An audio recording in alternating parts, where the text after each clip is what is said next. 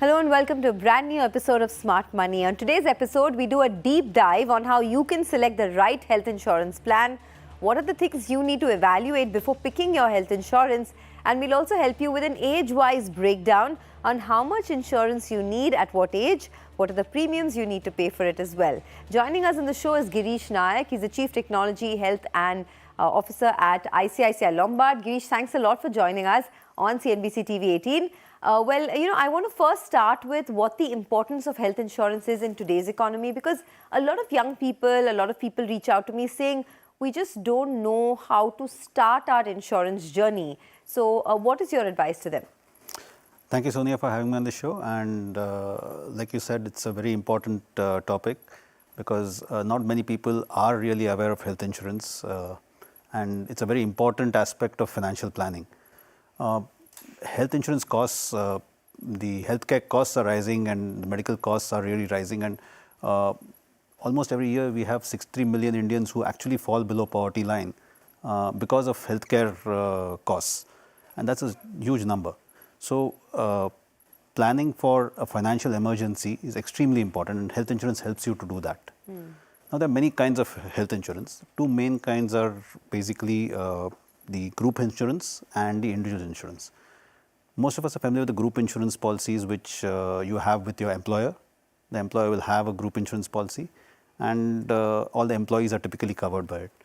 There's also the individual insurance policies where you can take it as an individual, and there are many kinds of individual insurance policies that you have. But I think what is more important, that every individual should have some sort of a health insurance policy to protect against unforeseen medical emergencies. Sure. That's very important. I want to talk a little bit about that, right? Because all of us employees have a corporate policy. But you spoke about the different types of health insurance. There's group health insurance, there is individual health insurance. So for someone who already has corporate insurance, do you need to take a top up? Do you also need an individual health insurance? Can you just explain a little more?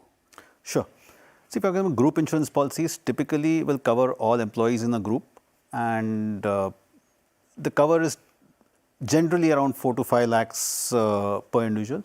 Some employers also offer coverage to maybe spouse, children, if the employers are very generous, spouse, children, parents. So there are different kinds of cover that employers provide. But most of these covers are typically around 4 to 5 lakhs. And that really doesn't suffice for a family health insurance cover. So it is always advisable to have an individual insurance cover as well. Now, normally, also what happens is when you are in employment, you typically don't worry about this thing saying that your kind of employer is going to cover you and you would be on till retirement. But when you retire, say at the age of 60, and suddenly you realize you are without a cover, at that point in time, going and getting cover will be very expensive, unless you had a cover from a significantly earlier age. So that's one reason why you should get a health insurance cover, even though you have a group insurance group cover that is covering you. The other thing is that the coverage of the group insurance policy is typically limited to what the employer kind of decides for you. Yeah. Here, you as an individual, you can kind of have a lot more add-ons that you want, which are more suited to your requirements. And hence, having an individual insurance policy is always better than just having only the group insurance cover that you normally go with. Okay. So we are talking about the advantages of personal retail insurance, right? So individual insurance, basically. You spoke about how you get to decide what the cover can be as opposed to your employer deciding. And the other thing is, when you retire, you will not just be left without an insurance. So it's always better to have an individual policy. Not only when you retire. Say, for example, you quit your job and want to become an entrepreneur. Yes. At that point in time, again, you might be wanting to set out on the exciting journey, but it's better if you have an individual cover at that point in time. Okay. So at least any healthcare emergency is covered. So when you're saying a corporate insurance, you have that, you do a top-up, or you take a separate individual insurance policy? Again, there are multiple options that you can take. A separate individual insurance policy is always best because it covers you right from the base. So tomorrow, like for example, I said, if you go out of the corporate job and you want to start off on your own, you have a cover right from base. But yes, some people would, from point of view of their budget, would want to take a top-up policy. So top-ups are much cheaper than the taking a full cover.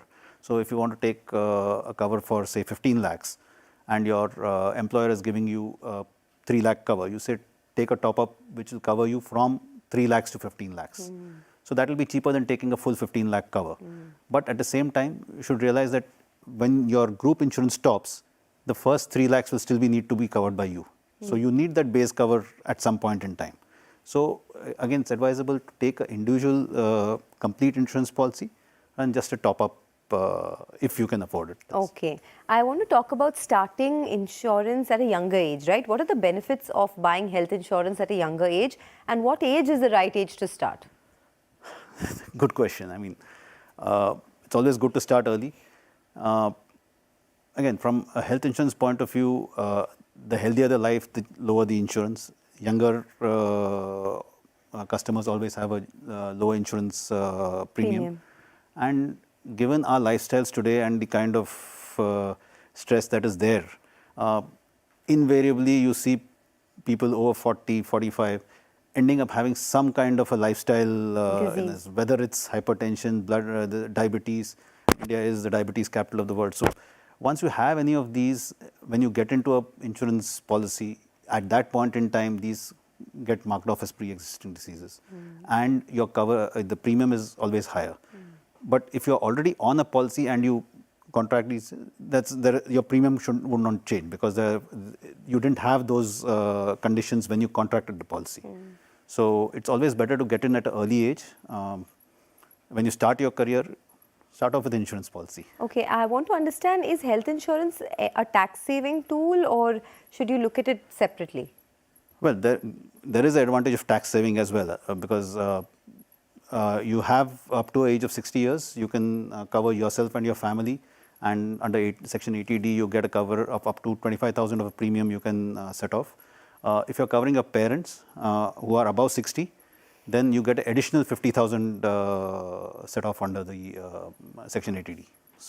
Okay, but you shouldn't look at it as a tax saving tool, right? That's an added benefit. It's an added benefit. It's an added benefit. So when you want to do your financial calculations, it does help saying that, okay, this much is coming back to me as a tax saving. But I would look at it purely as a protection, which you need, because one is making investments to grow your capital, but this kind of protection for your capital. In case there is any emergency, you don't draw from your capital to pay for it. So you have something which takes care of that.